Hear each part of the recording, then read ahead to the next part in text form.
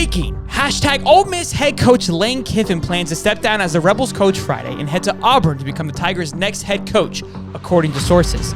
Sources say the Tigers haven't officially offered the job to anyone yet, so Lane to Auburn is happening. Story soon from John Sokoloff. Boys and girls, ladies and gents, welcome back to the channel Hightop Sports here. I'm your host, Shelton.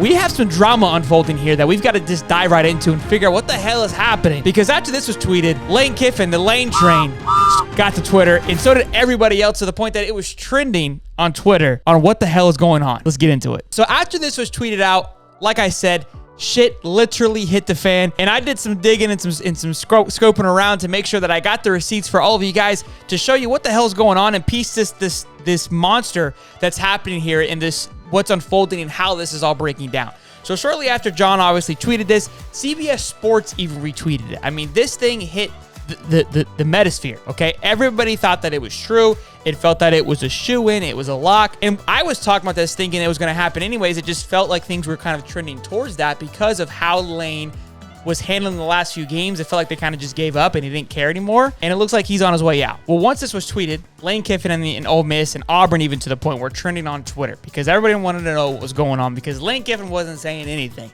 Lane finally retweeted John's tweet and said, "That's news to me, John.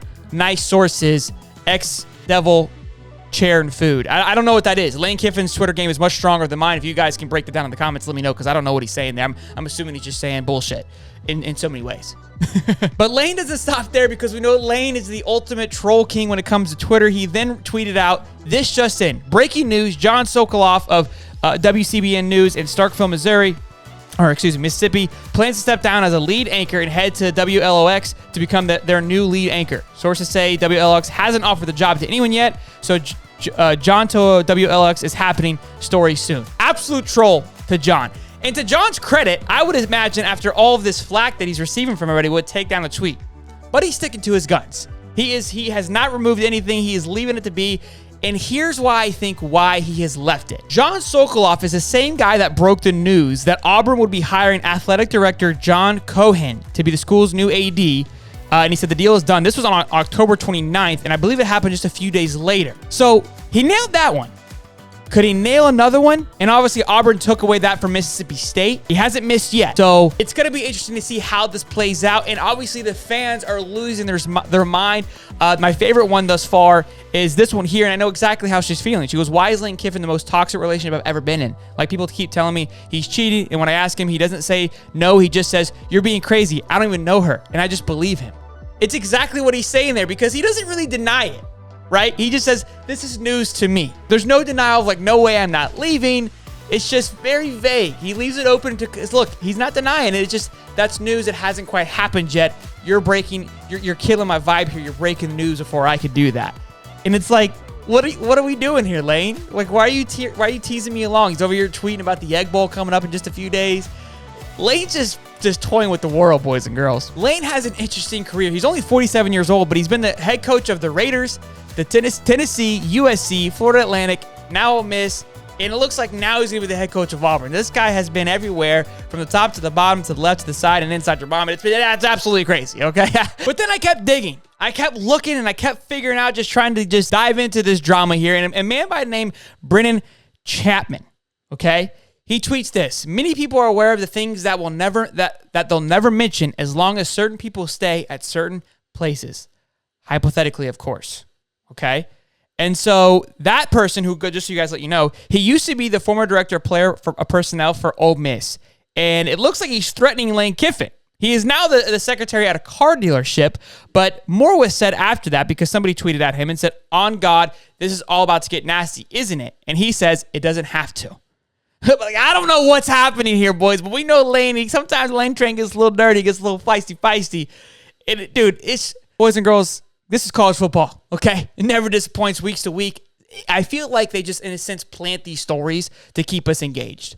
You know what I mean? It seems like, hey, it's a slow week. It's the week before the last week of college football. Not much happened during the weekend to kind of get us excited. Let's stir up the pot a little bit. How do we get everybody just flustered up? Okay, 2 days ago, Twitter was trending that Twitter was broken.